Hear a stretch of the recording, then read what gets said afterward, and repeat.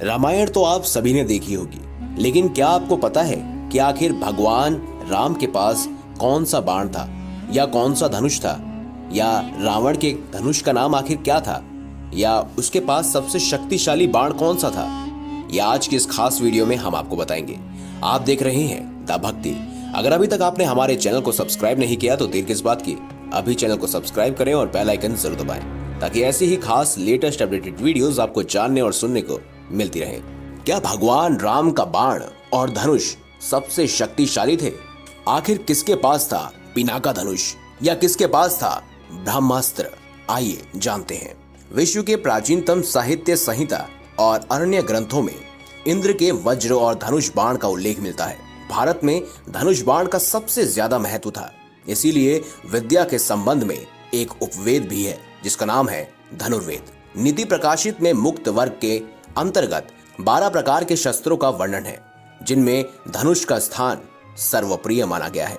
यूं तो आप सभी जानते हैं कि बात रामायण की हो या महाभारत काल की, हर किसी के पास एक से एक बढ़कर शक्तिशाली अस्त्र थे। हर कोई एक से एक बढ़कर धनुर्धर था। एक ऐसा ही धनुर्धर था जिसको लेकर द्रोणाचार्य चिंतित हो गए थे, और एक ऐसा भी धनुर्धर था जो अपने एक बाण से दुश्मन सेना के रथ को कई गज दूर फेंक सकता था। बहुत से बहुत धनुर्धर हुए और जो कि एक से एक श्रेष्ठ भी थे, लेकिन आज हम आपको बताने जा रहे हैं भगवान राम के सबसे शक्तिशाली धनुष के बारे में। तो चलिए जानते हैं इस बारे में। वैसे दोस्तों, कहते हैं कि भारत में किस तरह धनुष बाण की शुरुआत हुई ये कोई नहीं जानता, लेकिन वो एक चमत्कारिक धनुष बाण के आविष्कार से पूरा का पूरा भारत बदल चुका था। महाभारत काल के सभी योद्धाओं के पास विशेषकर प्रकार के धनुष हुआ करते थे और धनुष बाण भी थे। साथ ही रामायण में भी विभिन्न प्रकार के शक्तिशाली धनुष बाण भी थे। तो चलिए सबसे पहले जानते हैं एक खास धनुष के बारे में। कहते हैं इसे माता सीता ने उठाया था और उसके बाद भगवान श्री राम ने भी इसे उठाकर सीता से विवाह किया था। इस धनुष का कुछ और नाम नहीं बल्कि पिनाक धनुष है। ये सबसे शक्तिशाली धनुष था। संपूर्ण धर्म, योग और विद्याओं की शुरुआत भगवान शंकर से होती है और उसका अंत भी उन्हीं पर होता है। भगवान शंकर ने इस धनुष से त्रिपुरासुर को मारा था। त्रिपुरासुर अर्थात 3 महाशक्तिशाली और ब्रह्मा से अमरता का वरदान प्राप्त करने वाला असुर। कहते हैं शिव ने जिस धनुष को बनाया था उसकी टंकार से ही बादल फट जाते थे, पर्वत हिलने लगते थे, ऐसा लगता था कि मानो भूकंप आ गया हो। यह धनुष बहुत शक्तिशाली था। इसी के एक तीर से त्रिपुरासुर के 3 नगरियों को ध्वस्त भगवान शिव ने किया था। इस धनुष का नाम था पिनाक धनुष। और इसके बारे में तो आप जानते ही हैं कि किस तरह से माता सीता ने इस धनुष को बचपन में उठा लिया था, और इसके बाद आप सबको पता ही होगा कि सीता स्वयंवर के दौरान भगवान श्री राम ने भी जब इसकी प्रत्यंचा चढ़ानी चाही, उन्होंने सबसे पहले पिनाक धनुष को उठा लिया, और उसके बाद जब उन्होंने उसमें प्रत्यंचा चढ़ानी चाही तब उस समय पिनाक धनुष अपने आप ही टूट गया। और उसके बाद से पिनाक धनुष कहाँ पर स्थित है ये किसी को नहीं पता।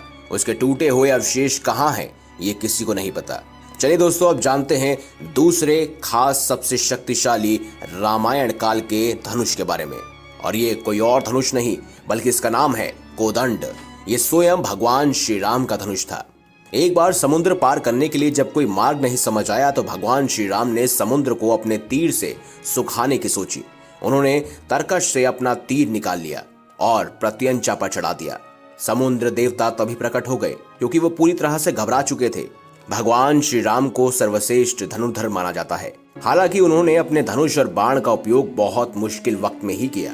बहुत कम लोग ही जानते हैं कि भगवान श्री राम के धनुष का नाम कोदंड था, इसीलिए प्रभु श्री राम को कोदंड भी कहा जाता है। कोदंड का अर्थ होता है बांस से निर्मित। कोदंड एक चमत्कारिक धनुष था जिसे हर कोई धारण नहीं कर सकता था।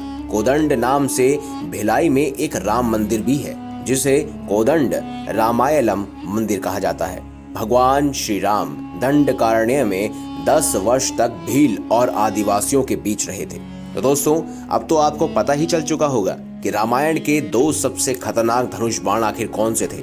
वो थे कोदंड और पिनाका धनुष। तो अगर आपको ये वीडियो अच्छी लगी हो तो वीडियो लाइक करें, हमारे चैनल को सब्सक्राइब करें और ज्यादा से ज्यादा शेयर करें। साथ ही अगर आपको रामायण या महाभारत के कोई खास खतरनाक अस्त्र शस्त्रों के बारे में जानकारी है तो वो भी आप हमें कमेंट बॉक्स में लिख सकते हैं। धन्यवाद।